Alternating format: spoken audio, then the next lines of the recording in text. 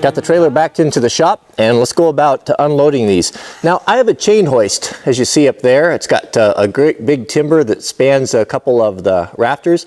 Now, you can do that yourself. You don't need to have a chain hoist. I'm not going to use it. I'm going to use the more power puller with the block to double up the pulling capacity and sling these and lift these off. You could back your trailer underneath of a heavy tree, branch. You could build a tripod with some 4x6s, lots of different things. You have to just be clever about it, but I just want to demonstrate how well and how strong this puller is for lifting in addition to pulling. Remove ye old chain binders.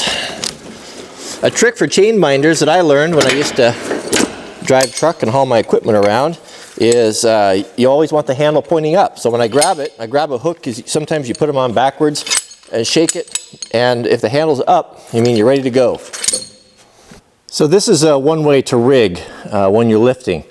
So you can see the more power puller here, I've got it double rigged. I've got the pulley that comes with it there is on the bottom. So I'm running through my main line, I'm going down through the pulley and back up. What that does is that gives me a gear reduction. That'll allow the puller to pull twice as hard.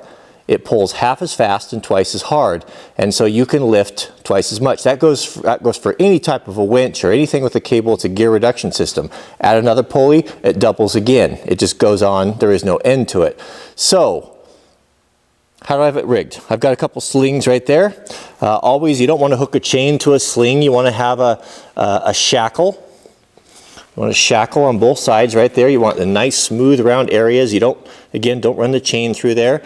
If you young guys that haven't worked a lot with rigging, when you hook a chain, hook it this way. Do you see how that's configured? See how the chain goes all the way around and the chain link slips into the groove? Don't do this. Never, never do that. If you want to look like a fool, do that. I know because I did that one time when I was a kid, and I worked for a guy that was pretty mean, and he saw to it that I would never forget that lesson. So don't ever do that. Do it like that. Save you a lot of embarrassment and aggravation. So let's lift it up. And what I typically do is I'll lift it up, so I only have to raise it just a few inches and then drive out from underneath of it, and then back in and grab the second one. Take your time, and I always wear some sort of a helmet or head protection when I'm doing any type of hoisting. Things can break, something can happen. If that block were to come down or something or graze the side of your head, it would kill you. It's probably over 100 pounds. So it's not to be, the best thing you do is stay away from it. Just don't be under anything. So let's lift it up and see how the more power puller handles this great big heavy green log. You can do so much with a tool like this. It's just limitless. I use a tool just like this to take that huge transmission out of my my TD20, my international dresser, my cat. And that was no small job. I had to take it up and out through the side. I couldn't take off the ROPS canopy. So this is, this is just nothing. It's not, there's no issue. One-handed, left-handed, no problem whatsoever. So I'll just lift this up, and the way I have it slung there at 2 points, it'll hold it up. It's not going to be dragging, one end dragging if I don't have it perfectly balanced. If you have someone to help you, you can just sling it once and somewhere at or near the middle and have your helper just hold it. But I usually work by myself, so I have to do things a little differently. So that's plenty high enough. So let's drive out from under it, and we'll pick the second one.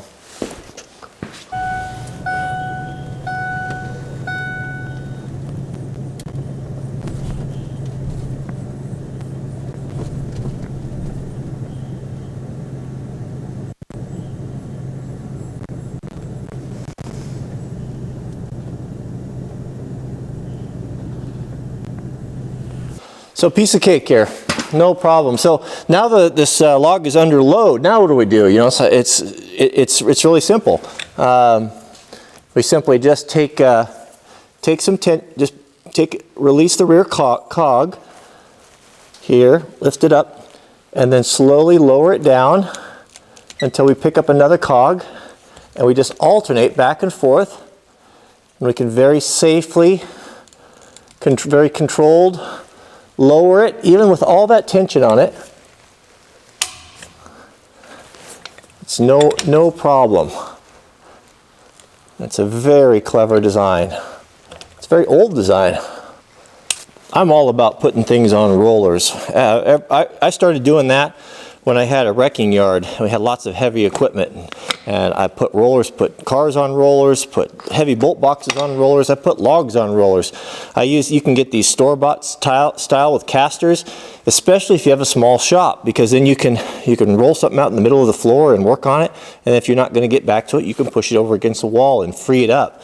It really is helpful for that. You can make your own. I, for years, made my own, just a couple pieces of plywood and some caster wheels on there. This one cracked, and that was a repair someone did, but it still works.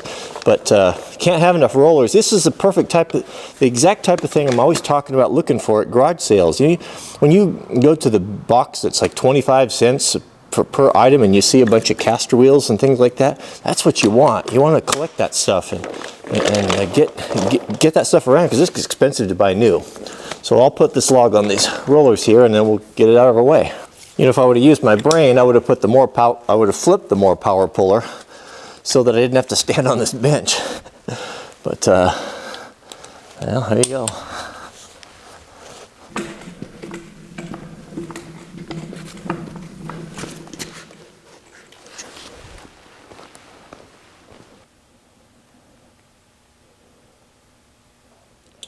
So what's my take on the more power puller after spending a day using it for pulling, dragging, hoisting?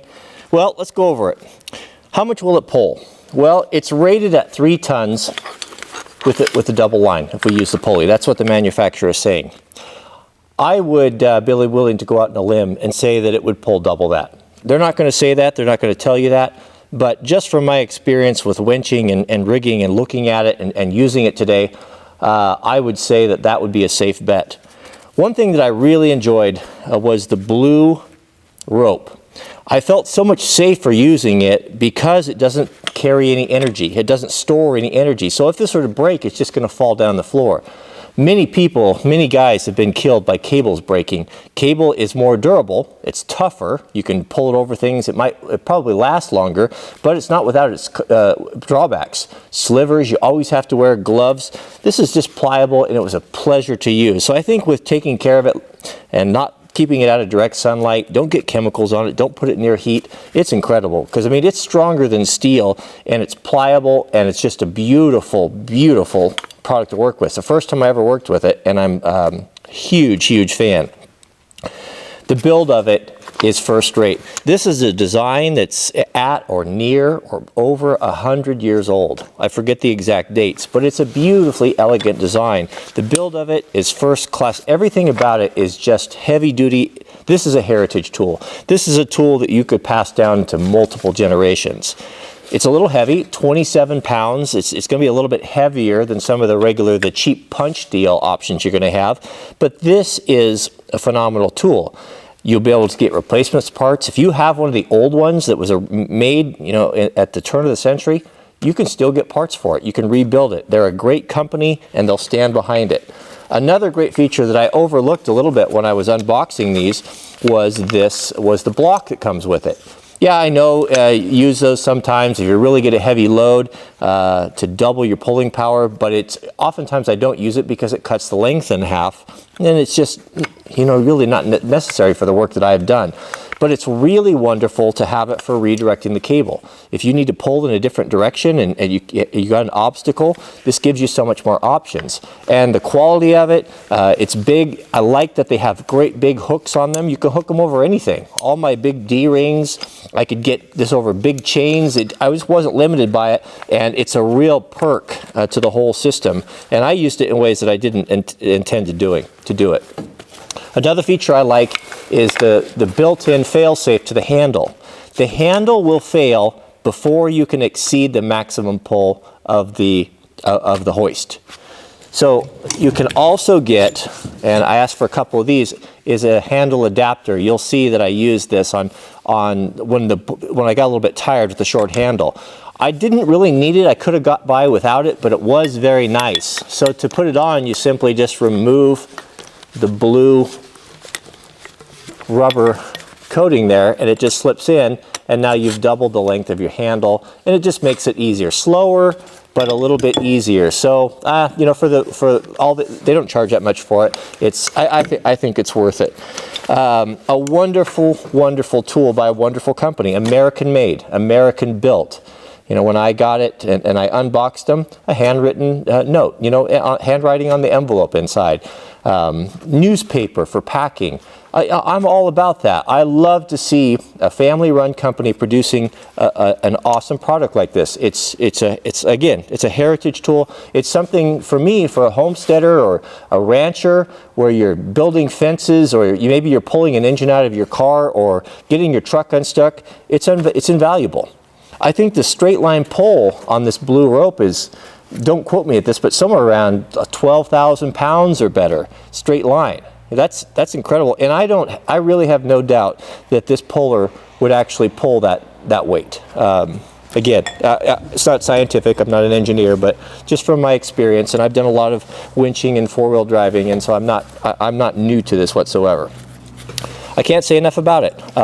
It's just going to last forever and ever and ever. What's the cost? What does something like this cost?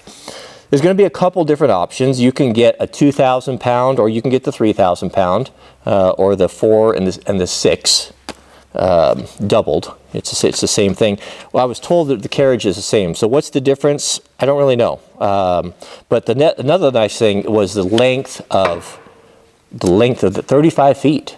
That's a long distance. The problem with a lot of these pullers is that they're so short, you're re-rigging all the time, and it just takes forever. But having almost 40 feet of line made the job a lot easier. I didn't have to continue to reset it. But back to the cost.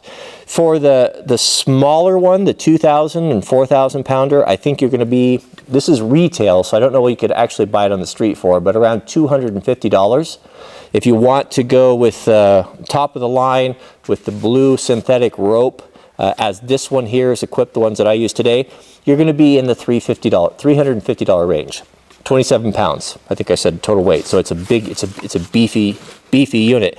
But what for an American-made product by an American-made company, a family-owned company producing a quality item, I think that is completely reasonable. I wouldn't balk at that whatsoever. And this is a wonderful tool, Couldn't recommend it enough. I will be listing this in my Amazon store at Wranglermart.com under the logging section, and I'll put these in there. But yeah, this is something that I highly recommend it. You know what? How do you guys say it? My brother south of the Mason-Dixon line. It's I'm not just whistling Dixie. Is that how you say it? I like it, and I will be using it a lot. So, good job, More Power Puller from the Y.S. Scott Company. Thank you for these demos, and thank you for producing a first-rate, top-tier, American-made quality tool. So, we'll see you guys on the next video.